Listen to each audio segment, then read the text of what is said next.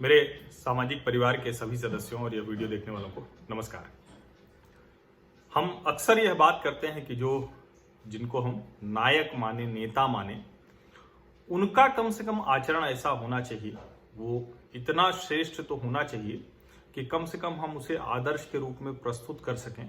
और जब कहीं संकट का समय हो, जब कभी ऐसा समय हो कि जिसमें हमें बात करनी हो कि कैसे व्यवहार करना चाहिए निजी जीवन में, तो उस जीवन चरित्र से हम सीख ले लें। इसके लिए हम जो हमारे कहें कि धर्म में, संस्कृति में, राजनीति में, अलग अलग क्षेत्रों में जो नायक होते हैं, उनसे तो हम सीखते समझते प्रेरणा लेते ही हैं। लेकिन सबसे ज्यादा असर कौन डालता है? सबसे ज्यादा असर डालता है जो तुरंत का नेता होता है, यानी आपका जो जनप्रतिनिधि होता है। वो जनप्रतिनिधि आपके जो कहें कि पंचायत है, वहां की इकाई से शुरू होकर फिर वो विधायक, सांसद, मंत्री, मुख्यमंत्री, प्रधानमंत्री, कैबिनेट मंत्री, इन सब तक हो सकता है। दुर्भाग्य से ये जो जनप्रतिनिधि हैं, इनका व्यवहार लगातार इस तरह से गिरता जा रहा है। ये अपनी जो प्रिविलेज क्लास बनाते हैं, जो ये छोटा सा अपना कहें कि अपनी जो एक ताकत मिलती है, सत्ता मिलती है, पावर मिलता है, उसका ऐसा दुरुपयोग करते हैं, इस तरह से उसका प्रयोग करते हैं कि जो उनके नीचे होता है, जो उनको नेता माने रहता है, उसको लगता है कि ये काम तो हमको करना ही करना है। और वो हमने देखा जब कर्नाटक में वहां भारतीय जनता पार्टी का एक विधायक वो मूर्खता जाहिर करता है जब अपना जन्मदिन मनाने से वो बाज नहीं आता है। उससे भी बड़ी मूर्खता हमने देखी जब कर्नाटक के पूर्व मुख्यमंत्री HD कुमारस्वामी, उनके जो कहें कि पूर्व प्रधानमंत्री के वो बेटे हैं, और उनके जो बेटे हैं निखिल कुमारस्वामी, उनका विवाह होता है कांग्रेस के एक बड़े नेता की बेटी से। वो भी 2-3 पीढ़ी से कांग्रेसी हैं, बड़े नेता हैं वो लोग, उनकी बेटी से। और बाकायदा वो विवाह होता है, बहुत लैविश, कोई कमी नहीं होती, शर्मनाक है। और ये आचरण, इसीलिए मैं कहता हूं ना कि जब जो सबसे पहले जो जनप्रतिनिधि है, क्योंकि आप अपने धर्म के, राजनीति के, संस्कार के पुराने नायकों को देखेंगे, वो तो पढ़ेंगे लिखेंगे तब ना। ये तो सीधे आपको व्यवहार में दिख रहा है।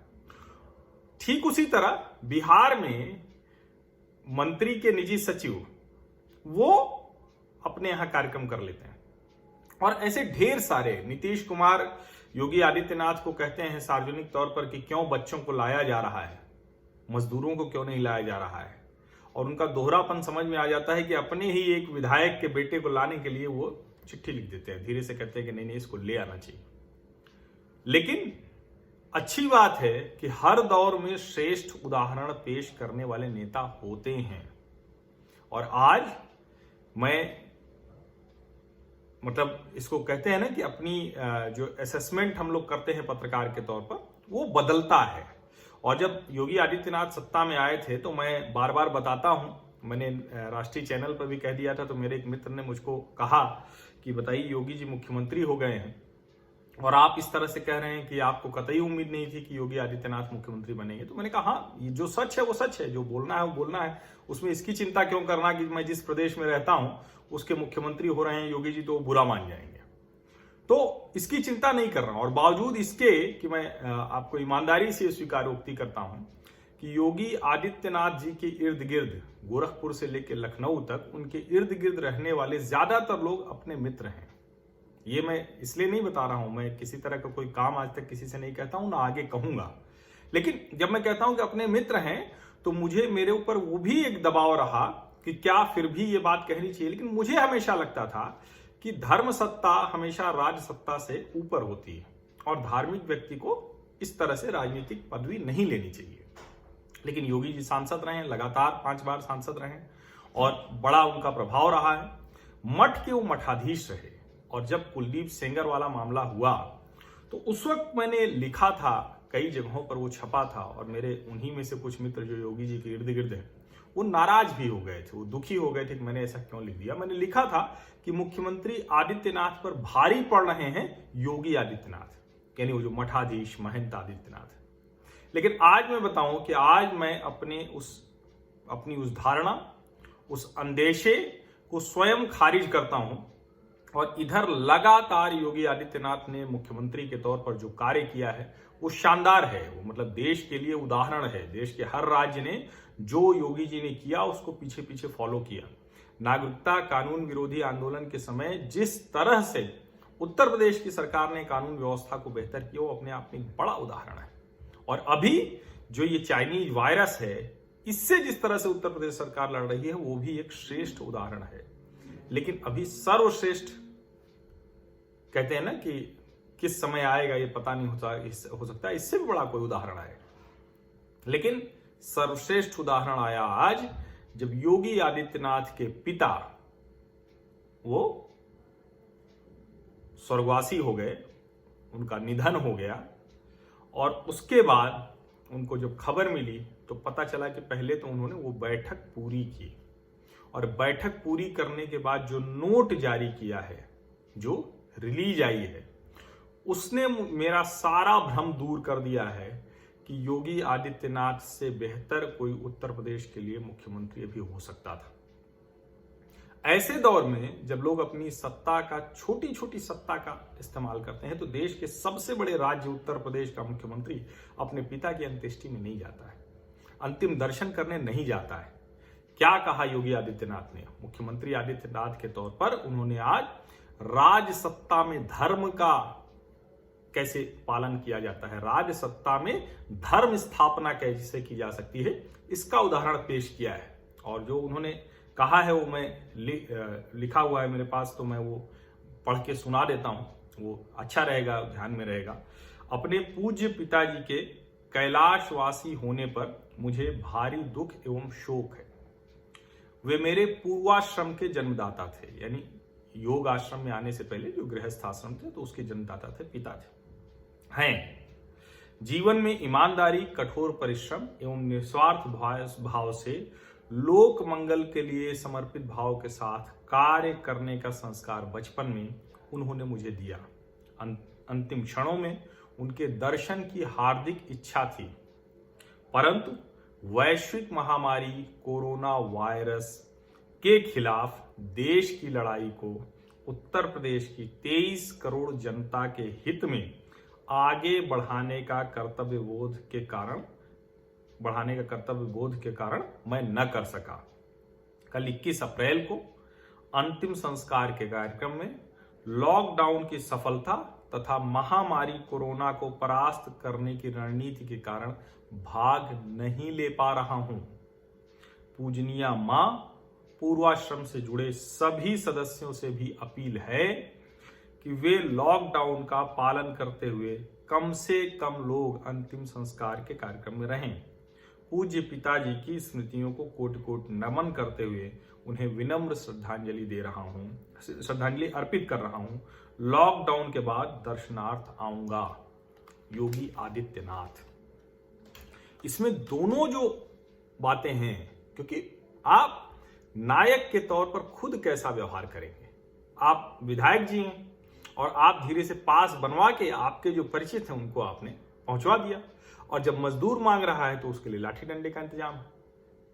आप सांसद हैं, आपके परिवार के लोगों की कोई व्यवस्था करनी है तो आपने उनके लिए, कहते हैं ना कि वो व्यवस्था भी कर दी जो शायद सामान्य सुविधा से ज्यादा है।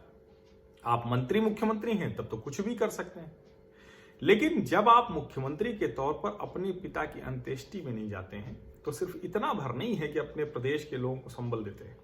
आज देश में आज वो विधायक शर्मसार हो रहा होगा भारतीय जनता पार्टी कर्नाटक का।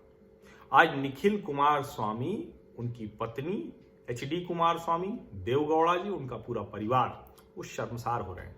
और सबसे ज्यादा शर्मसार होने की स्थिति में BS येदियुरप्पा, कर्नाटक के मुख्यमंत्री, शर्मसार हो रहे होंगे नीतीश कुमार, शर्मसार हो रहे होंगे उद्धव ठाकरे, जिनके राज में एक उद्योगपति के परिवार में वो फील गुड नहीं हो रहा था, कंफर्ट नहीं फील कर रहे थे, और उनको खंडाला जैसी जगह से कहां महाबलेश्वर जाने का पास जारी हो जाता है।